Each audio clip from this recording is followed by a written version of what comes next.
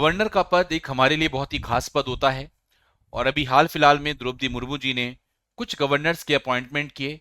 कौन है वो गवर्नर, किस राज्य के गवर्नर्स के अपॉइंटमेंट किए गए और क्या है इसके रिगार्डिंग कॉन्स्टिट्यूशनल प्रोविजंस, आइए जानने की कोशिश करते हैं। साथियों, इससे पहले मैं आपको बताना चाहूंगा, इंपॉर्टेंट क्लासेस की नोटिफिकेशंस के लिए आप मेरे टेलीग्राम चैनल को और इंस्टाग्राम हैंडल को ज्वाइन कर सकते हैं, जिसमें आपके साथ हम सारी इंपॉर्टेंट अपडेट्स यहां पर आपको देने की कोशिश करते हैं।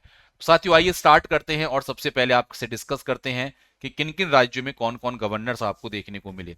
साथियों, अगर हम देखेंगे तो रिसेंटली द्रौपदी मुर्मू जी के द्वारा राजस्थान, तेलंगाना, महाराष्ट्र, पंजाब, सिक्किम, मेघालय, असम, झारखंड और छत्तीसगढ़ राज्यों में गवर्नर्स की नियुक्ति की गई है। तो आइए देखते हैं कौन कौन बने हैं गवर्नर और क्या क्या है इसके कॉन्स्टिट्यूशनल प्रोविजन। सबसे पहले यहां पर मैं बात करूंगा आप लोगों से, सिक्किम के जो राज्यपाल हैं लक्ष्मण प्रसाद आर्य, वो अब असम के नए राज्यपाल होंगे और उन्हें मणिपुर का अतिरिक्त प्रभार भी दिया गया है। तो लक्ष्मण प्रसाद आर्य आचार्य जी, जो सरस्वती शिशु मंदिर में पढ़ाते थे और पढ़ते भी थे, बहुत एमिनेंट पर्सनैलिटी हैं दोस्तों, आपको पता होगा, संघ के बहुत करीबी व्यक्ति हैं। अब ये असम के नए राज्यपाल हैं, तो इनके पास असम और इसके साथ साथ मणिपुर का भी अतिरिक्त प्रभार आपको देखने को मिलेगा। आपको बताना चाहूंगा, हमारे संविधान में एक 7वां संविधान संशोधन हुआ था 1956 में। उसमें गवर्नर्स, एक से ज्यादा राज्यों के गवर्नर हो सकते हैं क्या? बिल्कुल, कोई भी गवर्नर एक से ज्यादा राज्यों का गवर्नर हो सकता है। ऐसा कहां लिखा है? तो 7वें संविधान संशोधन 1956 में ऐसा लिखा हुआ है। तो असम के गवर्नर तो हैं और मणिपुर का इन्हें एडिशनल चार्ज यहां पर दिया गया है मान्य श्री लक्ष्मण प्रसाद आचार्य जी को। वहीं पर साथियों, अब जैसे क्योंकि पहले सिक्किम के राज्यपाल थे, तो अब सिक्किम का राज्यपाल किसको बनाया गया? तो सिक्किम का नया राज्यपाल बनाया गया है ओम प्रकाश माथुर जी को। राजस्थान से इनका संबंध है। ओम प्रकाश माथुर जी आपके सिक्किम के नए गवर्नर, नए राज्यपाल के रूप में आप इन्हें देखेंगे। वहीं पर अगर हम बात करेंगे सीपी राधाकृष्णन की, सीपी राधाकृष्णन दोस्तों महाराष्ट्र के नए राज्यपाल के रूप में आपको देखने को मिलेंगे। तो महाराष्ट्र के नए राज्यपाल कौन बनाए गए हैं? सीपी राधाकृष्णन। फिलहाल झारखंड के राज्यपाल रहे हैं, आपको पता होगा, और तेलंगाना का भी अतिरिक्त प्रभार था। क्योंकि अब इन्हें महाराष्ट्र का राज्यपाल बना दिया गया है, तो अब हमें झारखंड के और तेलंगाना के नए गवर्नर ऑब्वियस बात है मिल गए होंगे। तो कौन कौन नए गवर्नर बने हैं? तो झारखंड के नए गवर्नर बने हैं संतोष कुमार गंगवार साहब, उत्तर प्रदेश के बरेली से आने वाले। और आप देख सकते हैं यहां पर मैं भी बैठा हुआ हूं और इनसे कुछ साल पहले मुलाकात हुई थी, कई साल हो गए आपसे मुलाकात हुई थी संतोष कुमार गंगवार जी से, तो मैंने पिक्चर आपके साथ साझा की है। ये साथियों झारखंड के नए राज्यपाल आपको देखने को मिलेंगे। वहीं पर तेलंगाना का हमने जिक्र छोड़ दिया, क्योंकि तेलंगाना का अतिरिक्त चार्ज था सीपी राधाकृष्णन के पास। तो तेलंगाना के जो गवर्नर बनाए गए हैं वो बनाए गए हैं जिष्णु देव वर्मा। कौन बनाए गए हैं? जिष्णु देव वर्मा को तेलंगाना का नया राज्यपाल बनाया गया है। वहीं पर अगर हम राजस्थान की बात करते हैं, तो राजस्थान के नए गवर्नर हरिभाऊ किशन राव बागड़े या हरिभाऊ बागड़े साहब को राजस्थान के नए गवर्नर के रूप में देखने को मिलेंगे। वहीं पर हम बात करते हैं पंजाब की। पंजाब में गुलाब चंद कटारिया साहब को नया गवर्नर यहां पर बनाया गया है। इसी के साथ साथ यहां पर हम बात करते हैं छत्तीसगढ़ की। तो छत्तीसगढ़ का जो नया गवर्नर बनाया गया है वो है आपके रमन डेका। कौन है? रमन डेका साहब को क्या बनाया गया? छत्तीसगढ़ का नया गवर्नर।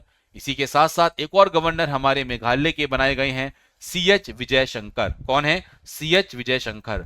और इसी के साथ साथ पुडुचेरी, जो कि अपने आप में यूनियन टेरिटरी आप सब लोग जानते हैं, और पुडुचेरी के जो उपराज्यपाल बनाए गए हैं, ये यूटी के जो लेफ्टिनेंट गवर्नर बनाए गए हैं वो हैं के कैलाश नाथन।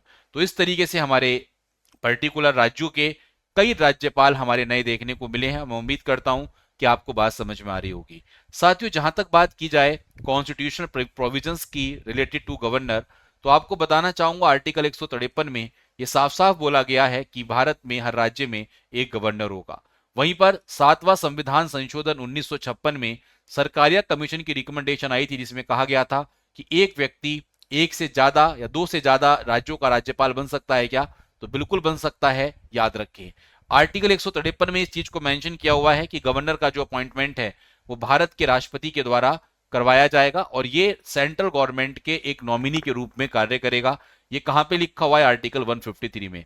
वहीं पर साथियों अगर हम बात करते हैं आर्टिकल 157, 158, इसमें एलिजिबिलिटी रिक्वायरमेंट लिख रखी है पोस्ट ऑफ गवर्नर की, जिसमें आपको क्लियरली पता है कि एक प्रोविजन बहुत इंपॉर्टेंट है, मिनिमम एज 35 साल की यहां पर होनी चाहिए, किसी लाभ के पद पर भी ये नहीं होने चाहिए। इसके अलावा आर्टिकल 163 जो है, इसमें बताया गया है कि एक मंत्री परिषद होगी जिसमें मुख्यमंत्री इसके प्रमुख होंगे और ये सहायता करेंगे और सलाह देंगे राज्यपाल को। जो भी उनके राज्यपाल अपने कार्य के प्रति, कार्य जो भी कर रहे हैं उसके प्रति यहाँ पर ये काउंसिल ऑफ मिनिस्टर, जिसको चीफ मिनिस्टर हेड करेंगे, सलाह और यहाँ पर सहायता करने की बात की गई है माननीय राज्यपाल को। कुछ कंडीशंस हैं जहां पर राज्यपाल का डिस्क्रिशन, मतलब डिस्क्रिशन इज अलाउड, जहां पर इनकी जो विवेकाधीन शक्तियां हैं वो आपको देखने को मिलेंगी, तो वो अलाउड है। एक बात मैं आपको और बता दूं, गवर्नर को जो बनाए गए हैं इनको ओथ कौन दिलवाएगा, तो याद रखें जो चीफ जस्टिस होता है हाई कोर्ट का, वो इनको ओथ दिलवाता है। बाई लकली अगर हाई कोर्ट के चीफ जस्टिस अवेलेबल नहीं है तो इनकी जगह पर कौन हो सकता है, तो याद रखें कोई भी सीनियर मोस्ट जज ऑफ सुप्रीम कोर्ट इनको यहां पर ओथ दिलवा सकते हैं। तो साथ ही कुछ कॉन्स्टिट्यूशनल प्रोविजंस थे और कुछ राज्यों के नए राज्यपाल आपने देखे जो द्रौपदी मुर्मू जी के द्वारा अपॉइंट किए गए हैं। दोस्तों, इंपॉर्टेंट अपडेट्स के लिए आप मेरे टेलीग्राम चैनल और इंस्टाग्राम हैंडल को ज्वाइन कर सकते हैं। इसी के साथ साथ आपके साथ हम पॉलिटी की कंप्लीट सीरीज आपको कवर करवा चुके हैं, इसको देखना ना भूलें। इसी के साथ आपके साथ इकोनॉमिक्स के 500 इंपॉर्टेंट क्वेश्चंस कवर करवाए जा रहे हैं, तो जो भी स्टूडेंट्स देखना चाहते हैं वो ये देख सकते हैं। बहुत ही इंपॉर्टेंट कोर्स आप सभी लोगों के लिए। और साथियों, जो हमारे स्टडी आईक्यू के प्लेटफॉर्म से जुड़कर अपनी तैयारी को मजबूत करना चाहते हैं तो आप हमारे प्लेटफॉर्म से जुड़ सकते हैं। 5 अगस्त से हमारा बैच स्टार्ट है और आप इन स्टेट पीसेस की तैयारी को बेहतरीन करके हमारे प्लेटफॉर्म से जुड़कर अपनी तैयारी को एक नई दिशा दें। धन्यवाद।